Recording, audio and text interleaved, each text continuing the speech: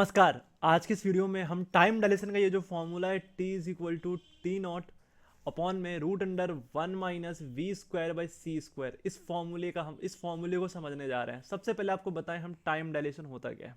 इस time dilation को समझने से पहले ध्यान से सुनना मेरी बात को और समझना। इस टाइम डायलेशन क्या होता है इसको समझने से पहले आपको एक चीज़ के बारे में जानना बहुत ज़रूरी है, वो है आइंस्टाइन। आइंस्टाइन ने 1905 में 1905 ईस्वी में एक पेपर पब्लिश किया, एक थ्योरी बताया जिसको कहते हैं थ्योरी ऑफ रिलेटिविटी। और इसमें हम आज के इस वीडियो में हम समझने जा रहे हैं स्पेशल रिलेटिविटी के बारे में। स्पेशल थ्योरी ऑफ रिलेटिविटी में एक कॉन्सेप्ट है टाइम डायलेशन, मतलब कि टाइम क्या हो जाता है तुम्हारा, स्लो हो जाता है, डिले हो जाता है, और क्यों होता है, और ये जो फॉर्मूला क्या होता है, इसी का डेरिवेशन हम अच्छे से समझने वाले, फील करने वाले। तो फटाफट से पहले हम समझते हैं theory of relativity, special relativity को समझते हैं। तो सबसे पहले हमें जो समझना है वो क्या समझना है, स्पेशल रिलेटिविटी। अब सुनना ध्यान से, स्पेशल रिलेटिविटी का जो दो पॉस्टुलेट्स हैं, कितने पॉस्टुलेट्स हैं, दो पॉस्टुलेट्स। पर इस पॉस्टुलेट्स को समझने से पहले हमें एक टर्म समझना होगा जिसको कहते हैं फ्रेम ऑफ रेफरेंस। बहुत जरूरी है भाई इसको जानना और समझना। एक टर्म जो है हमें जानना और समझना बहुत ही जरूरी है, फ्रेम ऑफ रेफरेंस। अब ये क्या होता है फ्रेम ऑफ रेफरेंस, सुनना ध्यान से। अब मैं इसको एक एग्जांपल से समझाता हूं। जैसे मान लो, कैसे समझाऊं, जैसे मान लो कि आपको ये दिखाई दे रहा होगा कैमरे के अंदर। अच्छा जरा ध्यान से देखो इस ऑब्जेक्ट को। ये ऑब्जेक्ट जो है अभी तुम्हें किस में नजर आ रहा है। अगर मैं इस ऑब्जेक्ट को मैं देखूं तो मुझे नजर आ रहा है रेस्ट पे।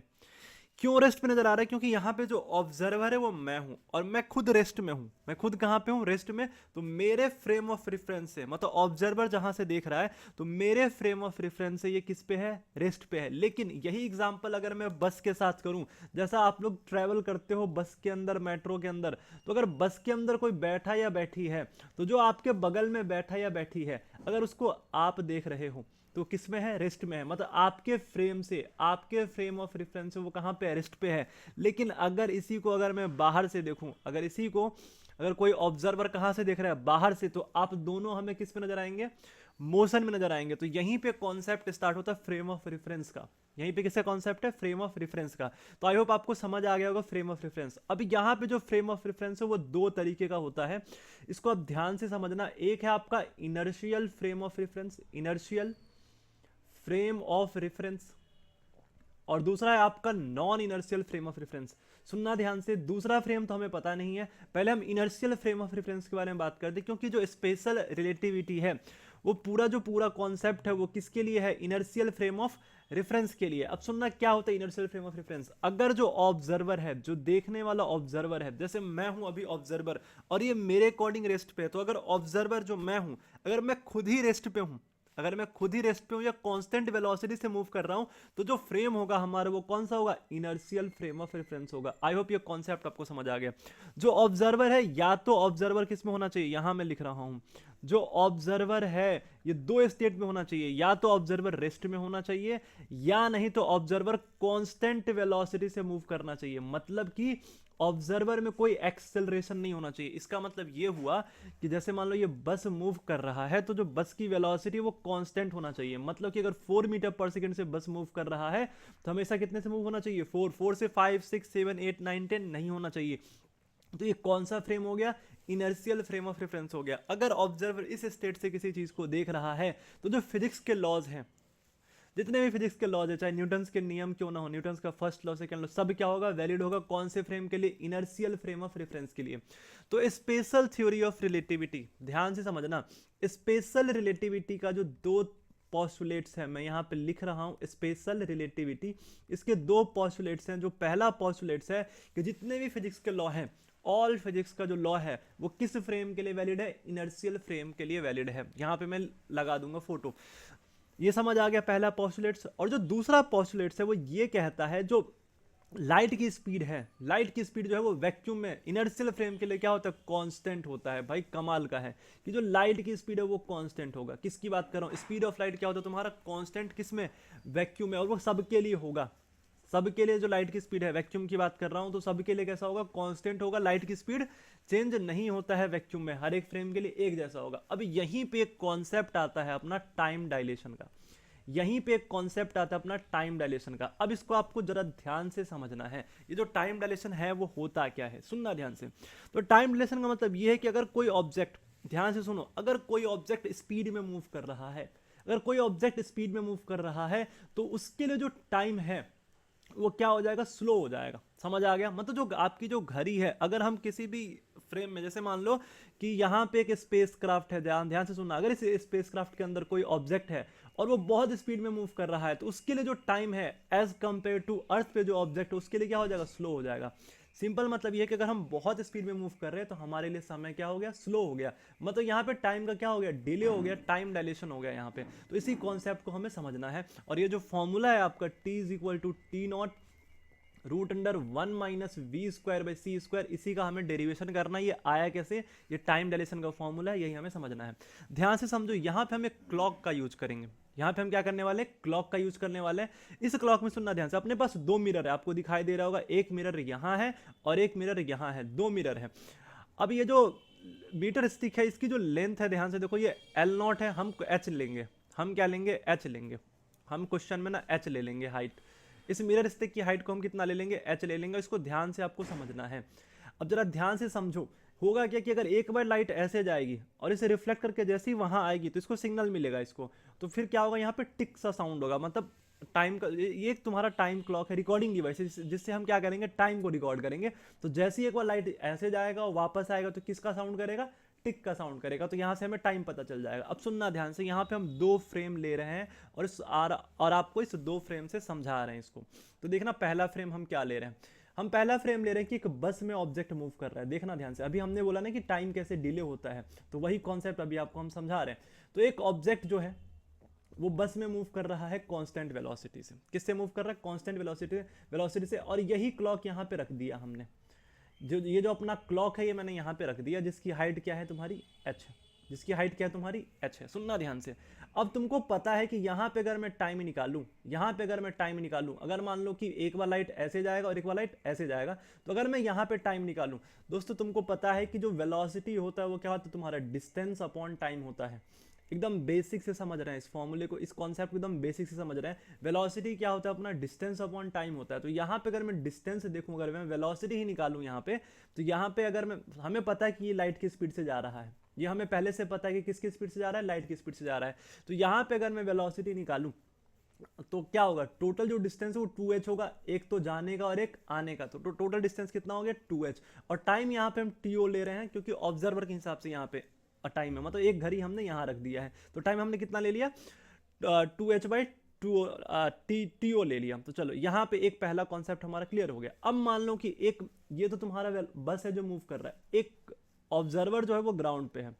ऑब्जर्वर कहाँ है, ग्राउंड पे। अब ये ग्राउंड से चीजों को ऑब्जर्व कर रहा है, मतलब एक घड़ी हमने बस के अंदर रख दिया था और एक घड़ी हमारा ग्राउंड पे है। अब ग्राउंड से हम इस कहानी को ऑब्जर्व कर रहे हैं। तो अगर हमें ग्राउंड से ऑब्जर्व करें तो यहाँ पे देखना क्या होगा, यहाँ पे जो हमें टाइम नजर आएगा वो ये नजर आएगा। जरा ध्यान से समझो आप इस कॉन्सेप्ट को, अगर समझ पाए तो मजा ही आ जाएगा आपको। देखो, तो यहाँ पे जो ग्राउंड पे जो कहानी हो रहा है बच्चा, ये कहानी हो रहा है। मतलब ये तुम्हारा हाइट h है, ये तुम्हारा हाइट h है, और ये पूरा टाइम हमें ये लगा है, हमें पूरा जो टाइम है वो ये लगा है पूरा टाइम। अब ये कैसे, क्योंकि ध्यान से देखो, अगर ग्राउंड पे अगर इसी टाइम पे मैं देखूं तो उतने टाइम में कुछ हॉरिजॉन्टल वेलोसिटी भी हो गया, बस कुछ आगे भी चली गई। ये ध्यान से समझना। अगर मैं आपको लेजर पॉइंटर से समझाऊं तो यहाँ पे इस फ्रेम में क्या हुआ है कि ये जो बस है वो कुछ आगे भी चली गई है।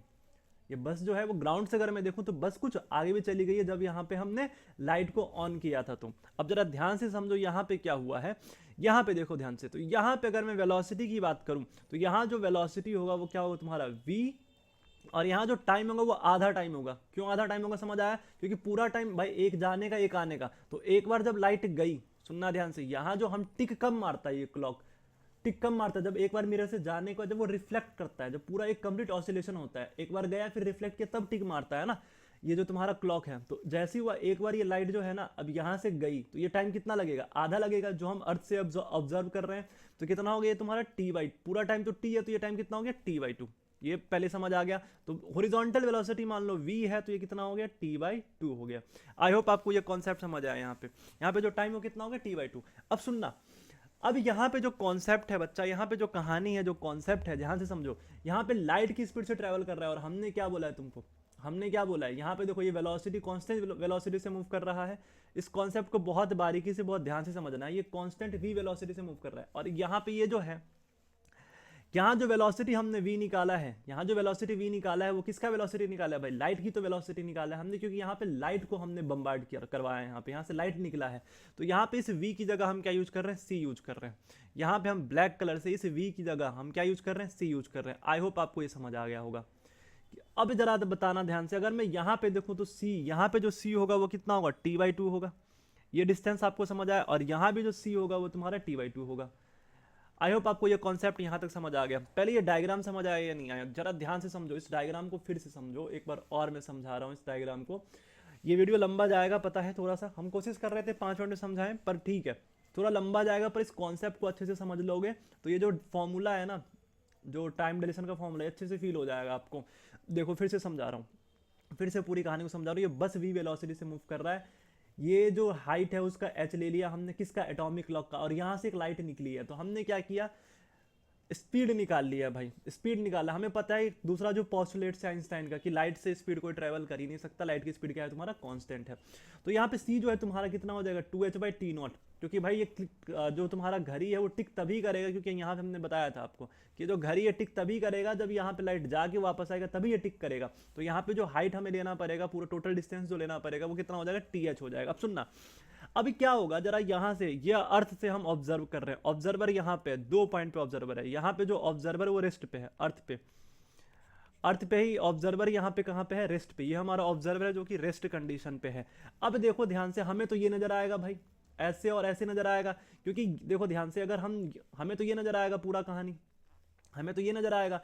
और क्या हुआ है कि ये बस आगे मूव कर गई। तो अगर हम पूरा टाइम देखें, हम अगर पूरा टाइम देखें यहाँ पे, तो पूरा टाइम तो टी हो जाएगा। जो हमने देखा है यहाँ टाइम हमने टीओ ले लिया है, ऑब्जर्व उसके हिसाब से, और यहाँ हमें टाइम कितना लगेगा? टी लगेगा। तो ये जो तुम्हारा डिस्टेंस हो गया भाई, आधा लेते हैं हम, आधा की बात करते हैं, मतलब h2h, ये तो वैसे पूरा 2h है, तो ये तुम्हारा अगर हम आधा हॉरिजॉन्टल की बात करें, तो ये जो डिस्टेंस होगा ये वेलोसिटी इंटू टाइम होगा, क्योंकि भाई इस v वेलोसिटी से मूव भी तो कर रहा था, तो वेलोसिटी इंटू टाइम डिस्टेंस भी होता है, तो टाइम कितना हो गया? आधा। और यहाँ पे देखो तो लाइट की स्पीड ही तो है भाई, यहाँ पे हमने क्या किया है भाई? लाइट को ही तो ऑन करा है। तो जब ये लाइट ऊपर जाएगा तो c कितना टाइम लगा यहाँ से? t/2, तो c t/2 हो गया, और ये हाइट तुम्हारा क्या हो गया? h हो गया। अब जरा ध्यान से देखो, इसमें हम पाइथागोरस यूज कर रहे हैं। क्या यूज कर रहे हैं? पाइथागोरस। हम अगले पेज पे हम इसको डिराइव करते हैं। तो पाइथागोरस अगर हम यूज करें, तो अगर मुझे ये निकालना हो, c t/2 निकालना हो, तो हम क्या लिखेंगे जरा बताना। Oh my God, I don't have next page, so can I do? अच्छा एक काम करते हैं, इसको इरेज करते हैं, फिर हम दूसरा पेज पे चलते हैं।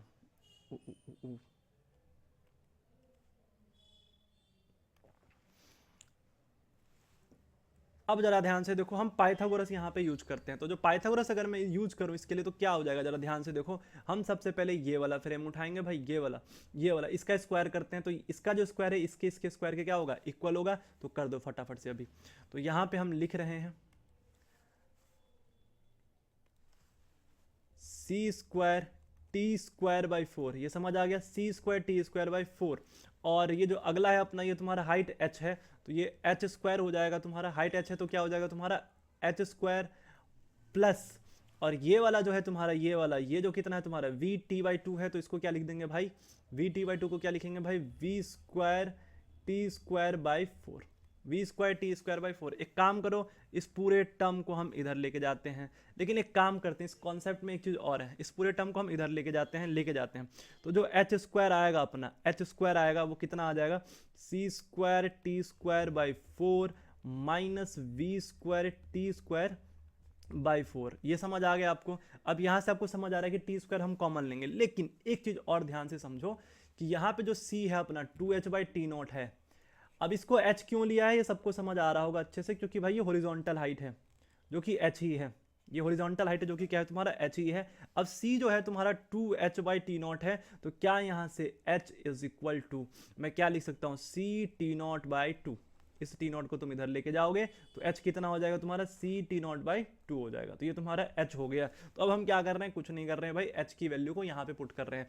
तो कितना हो जाएगा? c² t0²/2 है तो 4 हो गया, is equal to c² t²/4 minus we square T square by 4। अब जरा ध्यान से देखो, 4 4 तो सब में एक जैसा तो कॉमन होगा, ये कैंसिल हो जाएगा। तो अपने पास जो बचा c square t naught square, c square t naught square होगा भाई, t naught square t naught square t naught square t naught square c square t naught square. अब जरा ध्यान से देखो, यहाँ पे हम एक काम कर रहे हैं, टी स्क्वायर को कॉमन लेते तो अपने पास क्या बचा, c square minus we square बच गया।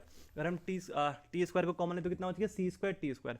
अब जरा ध्यान से देखो, अगर मैं यहाँ से टी स्क्वायर निकालूं, अगर मैं यहाँ से टी स्क्वायर निकालूं तो t square is equal to क्या लिख सकता हूँ मैं, c square t naught square upon में कितना हो जाएगा, c square minus we square. एक काम करो, सी स्क्वायर से तुम डिवाइड कर दो, सी स्क्वायर से क्या कर दो, डिवाइड कर दो ऊपर नीचे। तो भाई ये तो इसको डिवाइड करोगे तो ये 1 आ जाएगा, इसको डिवाइड करोगे तो कितना आ गया, ये भी 1 आ गया, और ये कितना बच गया, T square is equal to T naught square upon में, ये तुम्हारा डिवाइड करोगे सी स्क्वायर से तो ये कितना आ जाएगा, 1 minus we square by C square आ जाएगा।